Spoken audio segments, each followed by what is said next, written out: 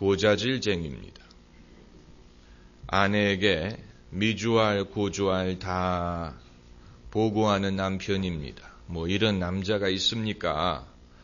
아합이 입을 다물고 있기만 했어도 문제가 커지지 않았을 텐데 오늘 1절을 보면은 아합이 엘리야의 무릇 행한 일과 뭐 이런 것을 이세벨에게 고했다라고 했습니다.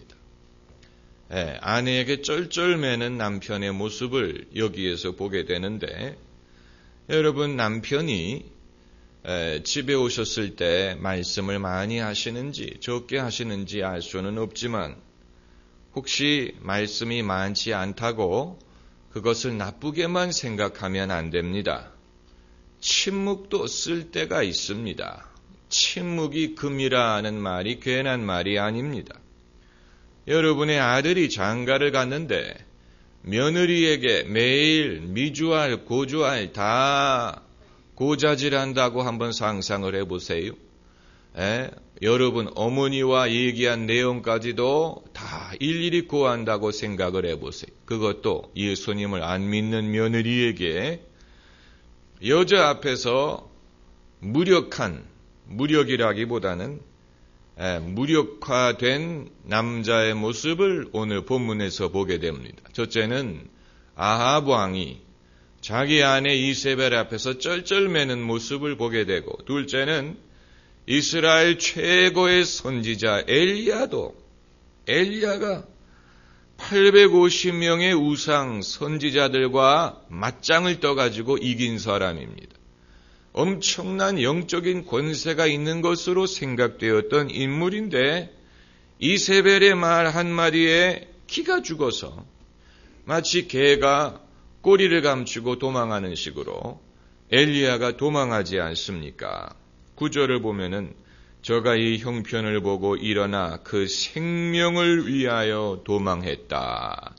지금까지 엘리야는 자기의 생명을 위해서 염려한 적이 없습니다. 무엇을 먹을까, 마실까, 어디에서 유할까, 이런 것에 대해서 일절 염려하는 모습을 가지지 않았던 인물입니다. 아주 대담하고 자신의 신상에 대해서는 전혀 염려하지 않는 그런 인물로 보였는데 이세벨의 도끼 어린 말 한마디에 엘리야가 자기 생명을 위하여 도망했다. 그러니까 사람은 한순간만 봐서는 알 수가 없는 것입니다. 엘리야를 갈멜산의 엘리야만 가지고 그 사람을 다 평가할 수가 없는 것입니다. 그가 3년 반 동안 사르밧 과부의 집에서 아주 그 모범적이고 또 의롭고 또 믿음으로 산 것도 중요하고 갈멜산 정상에서 우상의 선지자들과 영적인 대결을 벌인 것도 중요하지만 그 이후에 그에게 벌어진 일, 그것이 엘리야의 우리가 알지 못했던 면모를 노출시키는 그런 사건이 되는 것입니다. 여러분, 여자가 한을 품으면 온 6월에 뭐가 선다고 했습니까? 서리가 선다. 여자에게는 이런 무서운 면이 있습니다. 그래서 그게 선한 목적으로 사용이 되면 좋지만 나쁜 목적으로 사용이 될 때도 있어요. 남자들은 여자의 이런 면을 무서워하는 모양입니다. 그래서 중세에 마녀 사냥이라는 것이 있었어요. 또 미국의 그 옛날 역사에도 마녀 사냥이라는 것이 있었습니다. Witch Hunt. 마녀 사냥의 그 타겟은 여자입니다. 여자들이 마력을 가지고 여자들이 약하다라고 생각을 하고 그들을 남자들이 두려워하고 그 두려움에서 비롯된 것입니다. 여자에 대한 두려움. 여기에서 남자들이 여자에 대해서 갖고 있는 어떤 왜곡된 생각 또 두려움을 볼 수가 있습니다. 지금 미국의 힐러리와 오바마가 민주당 대통령 후보 자리를 놓고 각축전을 벌이고 있는데 재미있는 말로 이런 식으로 말을 한다고 하지요. 오바마를 찍는 사람은 여성 차별주의자고 힐러리를 찍는 사람은 인종 차별주의자고 맥케인을 찍는 사람은 둘 다다. 그러니까 미국 역사상 최초로 흑인 혼혈인이 대통령이 될 수 있는 그 시점에, 하필이면 그 시점에 여자가 후보로 나와서, 그건 힐러리 쪽에서도 마찬가지일 것입니다. 미국 역사상 최초로 여자가 대통령이 될 수 있는 시점에 하필이면 흑인 혼혈인이 후보로 나올 게 뭐냐. 그래서 여성의 어떤 권익을 주장을 하려고 하는 사람은 인종차별인 것처럼 보이게 되고, 또 흑인에게 기회를 주자고 하는 사람은 여자에게 차별을 하는 것처럼 보이게 되는 아주 그런 일이 꼬여버렸습니다. 그런데 세상 일들이 대충 보면 그렇습니다. 세상 일이 반듯하게 접시에 담아가지고 아주 사람들이 아무런 이 선택의 갈등이 없이 아주 반듯하게 모든 것이 아주 잘 준비돼 가지고 됐으면 좋겠지만, 그러나 일이 꼬일 때가 많이 있습니다. 정치적으로도 그렇고. 그렇기 때문에 이럴 때 우리가 우리는 의로운 목적으로 무엇을 하려고 하는데 도대체 기회가 되지가 않는구나, 이렇게 생각하면 안 되고, 세상 일이 그럴 수 있다는 사실을 알고 거기에 대비할 수 있는 지혜가 필요한 것입니다. 세상은 하나님과 같지 않습니다. 하나님은 우리에게 내가 생명과 사망, 축복과 저주 중에 선택을 하라라고 분명한 초이스를 허락을 하시지만, 세상은 그게 아니고 꼬이는 경우가 많아요. 세상은 선한 사람도 100% 선하지 않고 악한 사람도 100% 악하기만 하지가 않고 누가 선한지 누가 악한지조차도 분별하기가 어려운 게 세상의 모습입니다. 그래서 2차 세계대전에 처음에는 이 독일과 소련이 맞붙지 않았습니까? 소련은 공산주의 국가고 나치 독일은 파시스트 국가고, 그러니까 누구를 응원할 것이냐, 그것도 사실은 애매모호합니다. 소련을 응원하기도 그렇고 공산주의 국가 스탈린의 독재, 그들을 응원할 만한 것도 별로 없고, 그렇다고 히틀러의 나치 독일을 응원할 수도 없고, 그래서 미국이 서로 싸우게 내버려 두지 않았습니까? 서로 싸워서 피를 흘리고 서로 난장판이 되고, 그리고 나서 미국이 개입을 하겠다. 그게 미국과 영국의 정책이었습니다. 왜냐하면 결국은 나치 독일도 적수고 또 소련도 적수가 될 터인데 둘이 서로 싸우니까 내버려 둔 것입니다. 서로 난장판이 되도록.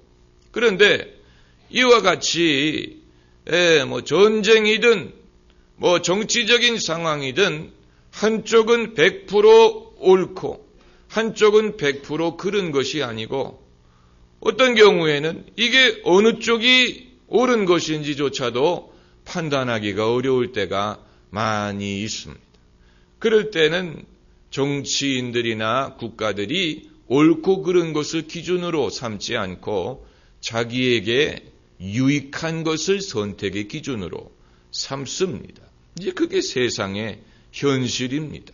자기에게 유익한 것. 그래서 처음에는 소련이 이기는 것이 유익하다고 판단을 했기 때문에 미국이 소련에다가 물자를 제공하고 무기를 제공하고 그렇게 했지요.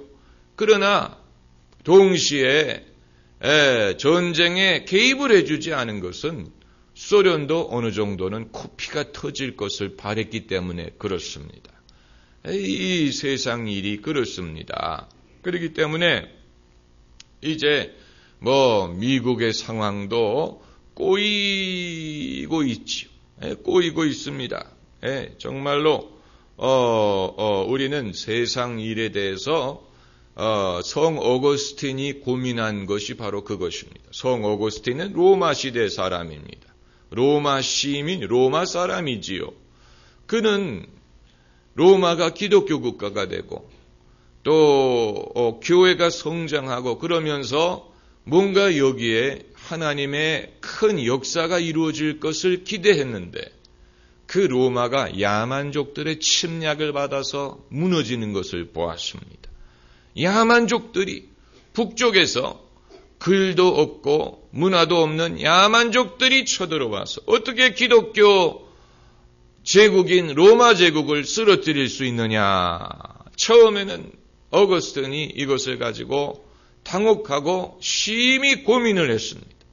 그러다가 그가 내린 결론이 세상의 나라는 무너지지만 하나님의 나라는 세워진다. 이것은 이제 그가 눈에 보이지 않는 하나님의 나라는 눈에 보이는 세상 나라가 세워지든 무너지든 흥하든 망하든 하나님의 나라는 세워진다는 것을 깨닫고 거기에서 이제 소위 신의 도성이라는 아주 명작을 쓰게 된 것입니다. The City of God. 하나님의 도성. 하나님의 도성은 어떤 군사력에 의해서 세워지는 것도 아니고 정치 발전에 의해서 세워지는 것도 아니고 개혁에 의해서 세워지는 것도 아니고 이념에 의해서 세워지는 것도 아니고 또 어떤 유능한 임금에 의해서 세워지는 것도 아닙니다. 이것은 구약 성경에서 신약 성경에 이르기까지 성경 모든 곳에서 일관성 있게 다루어지고 있는 주제입니다. 다니엘서를 보면은 이 느부갓네살 왕이 밤에 꿈을 꿉니다. 꿈에서 어떤 아주 마음을 뒤숭숭하게 하는 그런 꿈을 꾸고 바벨론의 모든 술사와 박사들에게 그 꿈을 해석하라고 명령을 내리는데 아무도 그것을 해석하지 못하다가 다니엘이 그것을 해석을 하는 내용이 나옵니다. 그가 꿈에 이제 무엇을 보냐면 저도 정확하게 기억을 하지는 못하지만 큰 남자의 상을 조각품이죠. 큰 남자의 상을 보는데 머리는 금, 가슴은 은, 그리고 이제 몸체는 동, 철, 그리고 발가락은 흙으로 되어 있는 그런 이제 상을 봅니다. 그런데 이제 다니엘이 그것을 해석하기를 이것은 지금으로부터 장차 세워질 나라들의 모습을 보여주는 것입니다. 임금이여 당신은 이 금으로 된 머리와 같습니다. 아주 영광스러운. 그런데 그 다음에 또 다른 나라가 세워지고 그 다음에 또 다른 나라가 세워지고 그리고 이제 그러면서 이제 그게 10발가락까지 가는 것입니다. 많은 종말론자들이 이 말세의 그 짐승이 바로 그 10국가의 연합으로 이루어진다고 생각하는 이유가 그 상의 맨 마지막이 10발가락이기 때문에 그것이 10개의 임금을 상징한다고 해석을 하기 때문인데 그런데 그 꿈의 내용은 이런 나라들이 세워지지만 결국 그 나라들이 그 주제가 아니고 하나님이 그것을 깨뜨리고 하나님이 이제 당신의 나라를 세우신다. 그게 이제 그 꿈의 내용입니다. 그러니까 어떻게 보면 인간의 역사를 하나의 꿈으로 다 해석을 해버린 것이라고 볼 수 있습니다. 인간의 역사, 또 하나님의 구속사를 이 한 개의 꿈이 다 그것을 요약을 한 것이라고 볼 수가 있는 것입니다. 그렇기 때문에 우리는 역사의 흐름을 볼 수 있어야 되지만 우리는 역사를 믿는 게 아니고 하나님을 믿습니다. 할렐루야. 이것은 아주 중요한 것입니다. 역사를 믿는 사람은 공산주의자입니다. 공산주의자들은 역사가 어떤 방향을 향해서 흘러간다고 믿습니다. 그래서 말할 때마다 역사를 거슬린다, 역사의 흐름을 거슬린다, 역사의 죄를 짓는다라고 말하는 사람들은 전부 다 이 공산주의적인 교육을 받은 그런 그 가치관이 있는 사람들입니다.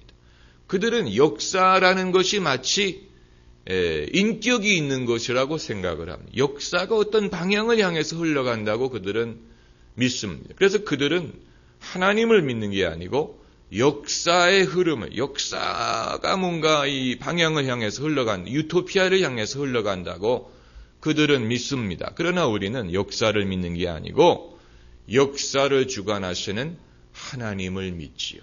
거기에는 큰 차이가 있습니다. 큰 차이가 있습니다.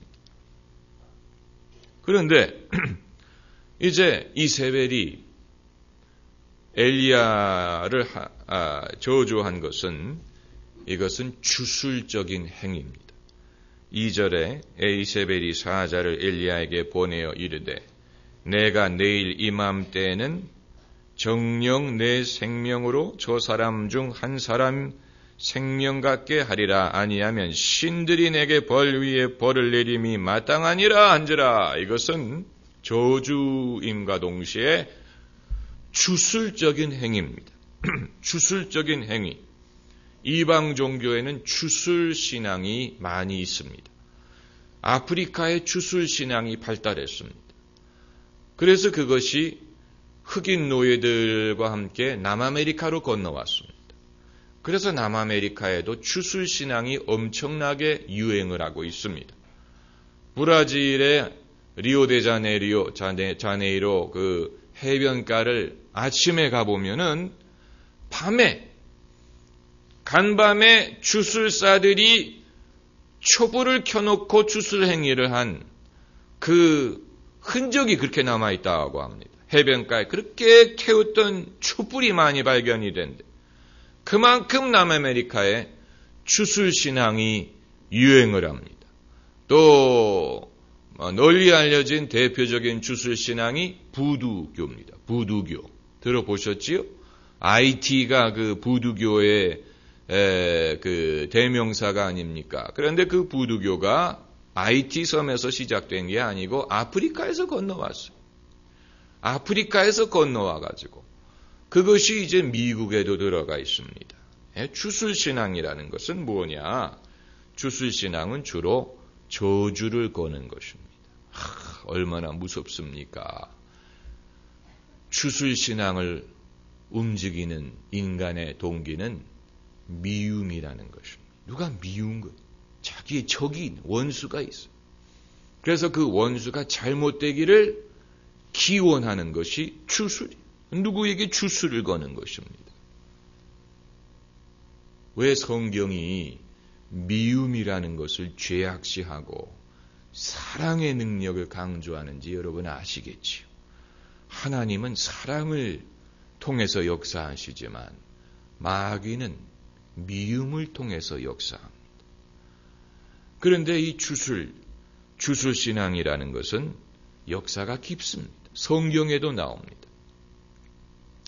민수기를 보면 발락이라는 인물이 발람이라는 선지자에게 뇌물을 주고 이스라엘 백성을 저주하라고 부탁하는 장면이 나옵니다. 그러니까 발람에게는 그런 어떤 주술적인 능력이 있었던 것 같아요. 그래서 이스라엘 백성을 저주해달라는 부탁을 받는데 하나님이 발람에게 나타나셔서 뭐라고 말씀하시냐면은 그들을 저주하지 말라. 그들은 복을 받은 자니라. 하나님에게 복을 받은 자들이기 때문에 이스라엘 백성을 저주하지 말라라고 엄하게 경고하는 장면이 나오고 그보다도 더 거슬러 올라가면 창세기 12장에 하나님이 아브라함을 축복하시면서 뭐라고 말씀하셨냐면은 너를 저주하는 자에게는 내가 저주하리라. 여기서 저주라는 것은 추술신앙을 얘기하는, 그러니까 그 당시에도 아브라함에게 추수를 걸고자 하는 사람들이 있었다는 얘기입니다. 아브라함을 저주하려고 하는 사람들을 하나님이 미리 내다보시고 너를 저주하는 자는 내가 저주하리니, 이것이 바로 저주보험이, 저주보험. 누가 나를 저주할 것을 하나님이 보험을 들어주신 것입니다. 염려하지 말라는 것입니다. 누가 너를 저주하는 것을 염려하지 말아라. 너를 저주하는 자는 내가 저주해 버릴 테니까. 반대로 너를 축복하는 자는 어떻게 해요? 내가 복을 주리라. 모르세요? 창세기 12장에 있는 아주 중요한 성경 구절입니다. 그런 성경 구절은 모르면 안 됩니다. 알아야 돼요. 창세기 12장에 하나님이 아브라함에게 복을 주시는데 7가지 복이 나옵니다. 여러분이 집에 가서 읽어보시기 바랍니다. 7가지 복이 나오는데 그 중에 2가지가 너를 저주하는 자에게는 내가 저주하고 너를 축복하는 자는 내가 복을 주리라. 이렇게 하셨어요. 그런데 영적으로 기댈 것이 없는 사람에게 저주라는 것은 무서운 것입니다. 누가 나를 저주한다라고 생각을 하면 무섭지요. 내가 그것 때문에 병들게 되지 않을까? 그것 때문에 사업이 망하게 되지 않을까? 내가 사고를 당하지 않을까? 그런 두려움을 가질 수가 있습니다. 누가 나를 저주한다는 사실을 알게 되면 예수님을 안 믿는 사람들은 여기에 대한 많은 두려움이 있습니다. 그래서 예수님을 안 믿는 시어머니가 예수 믿는 며느리가 집에 들어왔을 때 예수 믿는 며느리가 들어와서 집안이 안 된다라고 생각하는 게 바로 그런 것입니다. 뭔가 부정을 탄다고 생각하는 두려움, 인간 심리 속에 이 두려움이라는 것이 이만큼 크다는 것을 보여줍니다. 자기가 어떤 귀신을 섬기든 도깨비를 섬기는데 예수 믿는 사람이 집안에 들어와가지고 예수 귀신이 들어와서 부정을 탄다. 저는 참 이해가 안 되는 게 그런 논리로 생각을 하면 누가 더 셀까를 좀 생각을 해봐야 될 텐데 내가 섬기는 귀신과 예수 귀신 사이에 누가 셀까를 좀 생각을 해보면 예수 귀신이 더 세니까 그럴 바야 더 센 분을 믿어야 되겠다 이렇게 생각을 해야 되는데 무식한 거예요. 무지한 것입니다. 영적으로 완전히 무지한 것입니다. 무지한 자는 하나님도 어떻게 할 수 없습니다. 내 백성이 무지함으로 망한다 그랬는데 사람은 좀 기본적인 판단력이 있어야지. 도대체 자기가 믿는 도깨비는 이름이 뭔지도 모르겠는데 자기가 섬기는 귀신에게 의리가 있는지는 모르겠지만 더 큰, 안 그렇습니까? 더 큰 나라가 쳐들어오면 판단을 해서 저 더 큰 나라의 임금이 이길 것이다. 그가 이 나라를 평정하고 그의 나라를 세울 것이다 라는 것을 판단하면 더 큰 임금에게 항복을 하는 것이 도리지요. 안 그렇습니까? 더 큰 임금을 섬기는 게 도리입니다. 예수님이 가장 큰 임금이신데 할렐루야. 예수님이 가장 큰 임금이신데 예수님을 섬기는 것이 도리지요. 그러니까 영적으로 지식도 없고 영적으로 판단력도 없다는 얘기입니다. 같이 망하는 것입니다. 같이 망하는 것이죠. 자기가 섬기는 귀신과 함께 망할 수밖에 없는 것입니다. 그런데 이러한 두려움으로부터 자유했던 사람이 엘리야였습니다.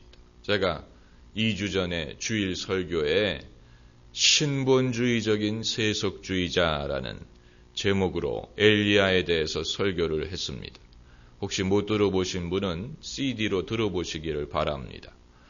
신본주의적인 세속주의자. 사실은 그것은 책으로 쓸만한 내용입니다. 책 한 권으로 쓸만한 아주 현대인에게 적용할 만한 아주 중요한 내용입니다. 그 내용을 저도 다 간파하지는 못합니다. 그것을 발전시키면 상당한 분량의 그런 글을 쓸 수가 있습니다. 신본주의적인 세속주의자. 결국은 우리는 세속주의적인 사회에서 살고 있고 우리의 직장이든 교육이든 취미생활이든 문화든 우리의 사고방식은 지극히 세속주의적입니다. 세속주의라 하면 어떤 종교적인 이 미신이라든가 두려움이라든가 이런 것에 얽매이지 않고 자유 선택을 할 수 있다는 얘기입니다. 우리는 선택을 하면서 살지 어떤 국가라든가 종교가 우리의 선택을 해주는 것은 아닙니다. 우리가 선택합니다. 살 집이든 뭐 직장이든 뭐 자동차든 입는 옷이든 우리가 다 선택을 하지. 그리고 선택의 기준은 각자의 취향에 따르는 것입니다. 우리는 굉장히 세속주의적인 그런 식으로 살고 있습니다. 그러나 동시에 예수님을 믿는다는 것. 이게 이제 신본주의적인 세속주의자입니다. 하나님이 없는 세속주의가 아니고 하나님을 믿고 하나님을 경외하고 섬기기를 원하지만 그러나 과거에 우리 조상들이 살던 식으로 어디에 이렇게 구애받는 그런 삶이 아니고 상당히 자유한 삶을 구가하고 있다는 얘기입니다. 이런 상황에서는 이제 우리가 그들에게 설교하는 방식이나 그들에게 전하는 메시지나 성경을 해석하는 방법이나 기독교 신앙을 해석하는 방법, 기독교 윤리를 해석하는 방법이 달라질 수밖에 없지. 달라질 수밖에 없습니다. 옛날에는 교회를 안 가면 안 되기 때문에 교회를 참석했지만 이제는 그런 식으로 교회 참석을 권유할 수 없습니다. 어느 누구에게도 당연히 교회 나와야지요. 이런 식으로 해서 먹혀들지 않습니다. 이제는 사람들이 그것이 자기에게 유익하고 의미가 있고 또 그것을 본인이 원하고 그것이 본인에게 복이 된다고 믿기 때문에 교회를 나오는 것이지. 목사가 강요한다고 사람들이 교회에 참석하는 시대는 지나갔다는 것입니다. 이제는 그 방법이 먹히지 않습니다.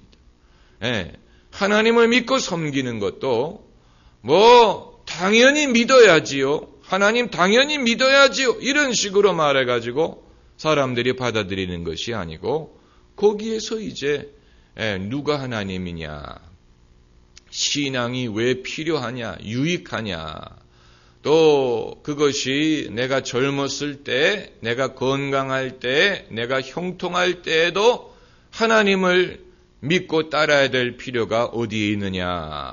그건 성경 말씀을 통해서 권고해야 되는 것입니다. 안 그렇습니까? 그게 아니고 병들고 가난하고 어렵기 때문에 신앙을 강요하는 것이 아니고 내가 젊을 때, 내가 건강할 때에도 내가 하나님을 충성스럽게 따라야 될 필요가 어디에 있느냐. 충분히 이유가 있거든요. 충분히 이유가 있습니다. 그러나 그것은 강요하는 방법으로 할 수가 없고 교회의 권위로 강요할 수 없고 국가의 권위로 강요할 수가 없고 현대인들은 거기에 대해서 본인이 생각하고 그리고 선택하기를 바란다는 것입니다. 여러분 어느 누구도 강요에 의해서 교회에 나오는 분 없습니다. 본인이 스스로 원하기 때문에 나오는 것입니다. 이게 이제 차이가 있는 것입니다. 여러분 아직도 제사를 드리는 가정들 제사를 드리고 싶어서 드리는 사람은 소수고 드려야 되기 때문에 드리는 사람이 많아요. 시어머니가 요구하기 때문에 할 수 없이 제사상을 준비하고 그러는 것이죠. 그 차이가 있지 않습니까?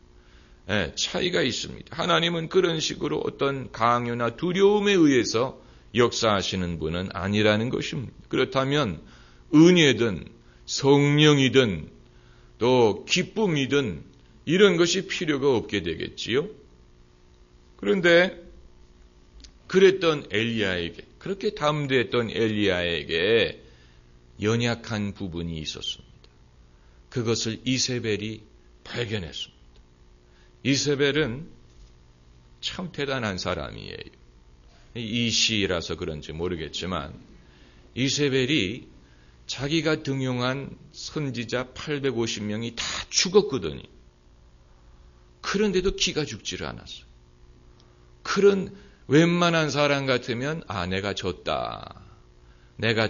패배를 인정할 텐데 이세벨은 자기가 데리고 온 선지자들이 다 죽고 이스라엘 백성들 보는 앞에서 부끄러움을 당했는데도 불구하고 이세벨의 마음속에는 여전히 도끼와 미움이 없어지지를 않고 엘리야에 대한 그의 미움, 저주가 이게 꺼지지 않는 불길처럼 타오르고 있는 것입니다. 이것은 정말로 마귀의 지도를 받지 않으면 불가능한 일입니다. 찬송가 가사 그대로입니다. 옛 원수 마귀는 이제도 힘을 써 모략과 권세로 무기를 삼으니, 마귀가 무기를 삼는 것이 모략과 권세. 그 찬송가의 영어 가사를 보면은 cruel hate란 말이 나옵니다. 아주 잔인한 미움. 마귀의 무기 중에 하나가 잔인한 미움이. 마귀는 하나님에 대한 미움, 하나님의 나라에 대한 미움, 교회에 대한 미움, 믿음의 사람에 대한 잔인한 미움을 가지고 있습니다. 마귀는 신앙인이 미워요. 믿음으로 사는 사람이 미워요. 그래서 이세벨은 엘리야가 미운 것입니다. 그런데 착한 사람은 미움이라는 것을 당해내기가 어려워요. 왜냐하면 착한 사람은 어떤 일을 할 때도 그런 미움을 가지고 하지는 않는다. 내가 설사 범죄자를 처단하고 범죄자들을 잡고 정의를 행하고 심지어 전쟁을 수행을 하더라도 믿는 사람은 어떤 명분에 의해서 그것을 하지 미움 때문에 하지는 않습니다. 그런데 악한 사람은 명분도 아니고 이길 만한 전쟁이기 때문에 하는 것도 아니고 미움에 의해서 하는데, 이 미움이라는 것은 엄청난 에너지가 있기 때문에 착한 사람이 그것을 견디지를 못할 때가 많아요. 저쪽에서는 미움이 있는, 안 그렇습니까? 웬만한 교양인들은 그런 미움을 가진 적이 없지요. 그런 미움이 있으면 불편하지요. 그러나 이세벨은 엘리야가 미운 이 기싸움에서 엘리야가 진 것입니다. 그래서 그 말을 듣고 어떻게 됐습니까? 이 3절을 보면은 저가 이 형편을 보고 일어나 그 생명을 위하여 도망갔어요. 겁이 나니까 도망가는 것입니다. 도망을 가고, 그리고 4절을 보면은 스스로 광야로 들어가 하룻길쯤 행하고 한 로뎀나무 아래 앉아서 죽기를 구하여 가로되, 여호와여 넉넉하오니 지금 내 생명을 취하옵소서. 나는 내 열조보다 낫지 못하니이다.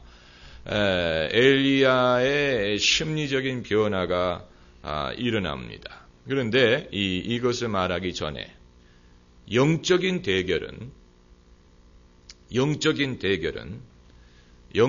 대결을 시작할 때부터 담대하지 않으면 이길 수가 없습니다. 예수님이 여기에 대해서 하신 말씀이 있습니다. 우리 누가복음 10장을 찾아보십시다.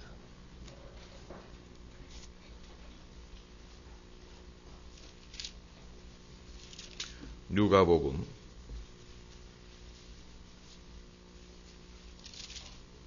10장 19절. 누가복음 10장 19절. 우리 같이 읽으십시다.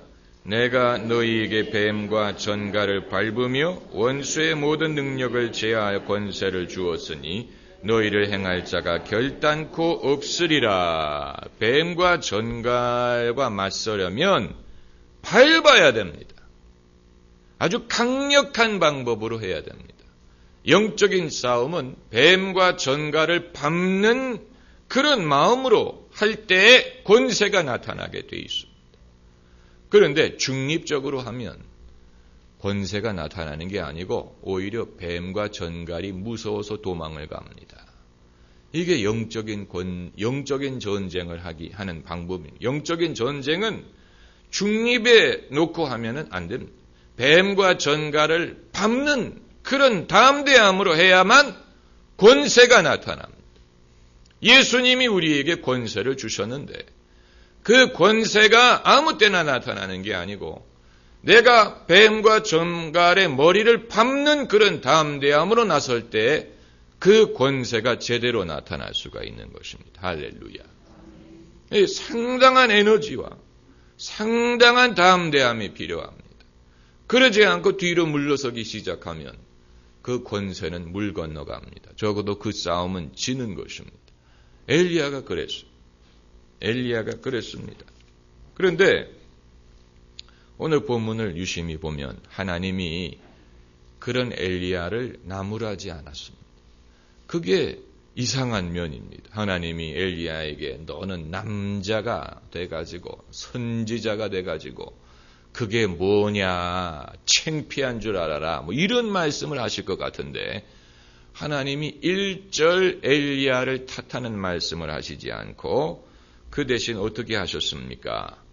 엘리야를 푹 자고 먹게 하셨습니다.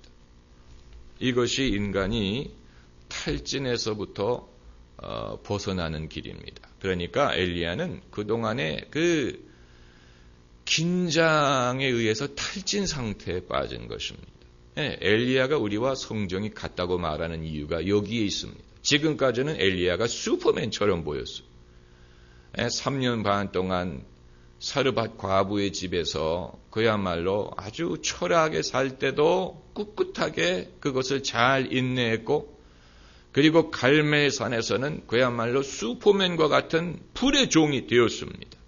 그러나 엘리야가 그렇게만 살 수가 없었어요. 그에게도 연약한 부분이 있었는데 이세벨의 말 한마디에 그만 그물이 끊어져 버리고 만 거예요. 지금까지의 그 모든 긴장과 스트레스가 일순간에 그에게 밀려오면서 완전히 탈진 상태에 빠져서 그가 이제는 나는 이제 세상 떠나고 싶다, 죽고 싶다 이렇게 만들어버린 것입니다. 이것을 소위 탈진이라고 불러요. 번아웃. 여러분 사람이 쉬어가면서 일을 하고 또 상식적으로 일을 해야지 그게 아니고 열정만 가지고 일심으로 그 일을 하다 보면은 결국은 어떻게 되냐면 이런 식으로 탈진 상태에 이르게 됩니다. 이 신앙인에도 슈퍼맨이 없어요. 마치 세상을 삼킬 것처럼 막 이렇게 하는 사람도 지켜보세요. 그렇게 하다가 제풀에 넘어지는 순간이 온다는 것입니다. 그렇기 때문에 사람은 자기가 인간이라는 것을 알고 자기의 페이스를 잘 따라가야지 자기가 감당하지 못하는 것을 열심만 가지고 의욕만 가지고 하게 되면은 결국은 그것이 탈진에 이르게 해서 나중에는 완전히 어디로 갔는지 자취도 찾을 수 없는 그런 결과를 볼 수가 있습니다. 그래서 다시 열왕기상으로 가면은 천사가 그에게 나타나서 어떻게 했냐면은 머리를 쓰다듬었어요. 19장 5절에 천사가 어루만지며 이건 위로했다는 얘기입니다. 어루만졌다. 천사가 어루만졌다. 저는 그런 경험을 한 적이 없는 것 같은데 베니힌 목사님 간증을 들어보니까 그분은 어렸을 때 밤에 잘 때 누가 자기의 머리를 쓰다듬는 거를 느꼈다. 주님이 그가 밤에 잘 때 머리를 쓰다듬는 것을 느꼈다고 말을 하던데, 천사가 엘리야를 어루만졌어요. 어루만지고 그리고 일어나 먹으라 하는지라. 본즉 머리맡에 숯불에 구운 떡과 한 병 물이 있더라. 이에 먹고 마시고 다시 누웠더니 여호와의 사자가 또다시 와서 어루만지며 또 어루만졌어. 이르되 일어나서 먹으라. 내가 기를 이기지 못할까 하노라 하는지라. 이에 일어나 먹고 마시고 그 식물의 힘을 의지하여. 무엇의 힘을 의지하여? 우리가 하나님의 힘을 의지해야 될 때도 있지만 식물의 힘을 의지해야 될 때도 있습니다. 우리가 무슨 용가리 통뼈라고 늘 하나님의 능력이면 족하다가 아니고 식물의 힘이 필요할 때도 있습니다. 저는 과거에 연세 드신 장로님들이 대표 기도할 때, 식사 기도할 때마다 이 식물의 힘을 의지하여 하나님의 일을 하게 하시고 늘 그런 식으로 얘기했잖아요. 오늘 주신 음식의 힘을 의지하여 그런데 요즘은 그런 식으로 기도하면 안 됩니다. 식사야 하루에 3번 하는 건데 뭘 새삼스럽게 그걸 가지고 식물의 힘을 의지하여 요즘에는 식물의 힘이 너무 넘쳐가지고 오히려 살을 빼야 되는 시점인데, 그러나 그 전례가 어디서 나오냐면 여기서 나온 거예요. 식물의 힘을 의지하여 40주 40야를 행하여 하나님의 산. 대단한 식물이었던 모양입니다. 어떻게 한 번 먹고 40주 40야를 행할 수가 있습니까? 천사의 음식, 천사의 빵을 먹었어요. 그래서 한 번 먹었더니 이럴 때는 정말로 식물의 힘을 의지하는 거예요. 그러나 그게 아니고 점심 먹었는데 저녁 때가 되면 또 배가 고픈 건 그건 식물의 힘이라고 말할 수가 없지요. 그러나 여기서 우리가 아주 중요한 교훈이, 사람이 그냥 기도만 하고 예배만 드리고 하나님의 능력만 의지해서 모든 걸 할 수 있는 게 아니고, 사람이기 때문에 쉬어야 되고 위로가 필요하고 또 음식도 필요하고 또 잠도 자야 되고, 이걸 제대로 갖춰야지. 그러지 않으면 엘리야처럼 탈진 현상이 나타나는, 하나님을 섬기다가도 탈진 현상이 나타나게 되면 이렇게 됩니다. 한때는 슈퍼스타였는데 탈진 현상이 나타나니까 완전히 우울증 환자처럼 로뎀나무 밑에 앉아가지고 자기 팔자 타령을 하는 그런 모습을 인간은 인간이에요. 의인은 없나니 한 사람도, 슈퍼맨은 없습니다. 우리가 이런 보편타당성 있는 것을 무시하고 하나님을 섬길 수 있는 것이 아닙니다. 그렇기 때문에 하나님이 엘리야를 탓하지 않은 것입니다. 그 대신 천사를 보내서 그에게 힘을 주고 재충전을 시키고, 그리고 이세벨은 겁날 필요 없습니다. 하나님이 하나님의 때에 이세벨을 판단하실 것입니다. 그때가 옵니다. 그리고 이세벨이 엘리야를 저주했지만 그 저주대로 안 됐어요. 할렐루야. 그 저주대로 안 됐습니다. 그걸 우리가 엘리야가 가다가 넘어져서 목이 부러져 죽었다든가 그렇다면 이세벨의 말이 용하다고 하겠지만, 잠시 심리적으로 위축이 됐을 뿐 엘리야에게는 아무런 해가 임하지 않았습니다. 그 사실을 알아야 됩니다. 우리가 마음에 두려워하는 것이 문제지, 원수가 우리를 해할 자가 없다.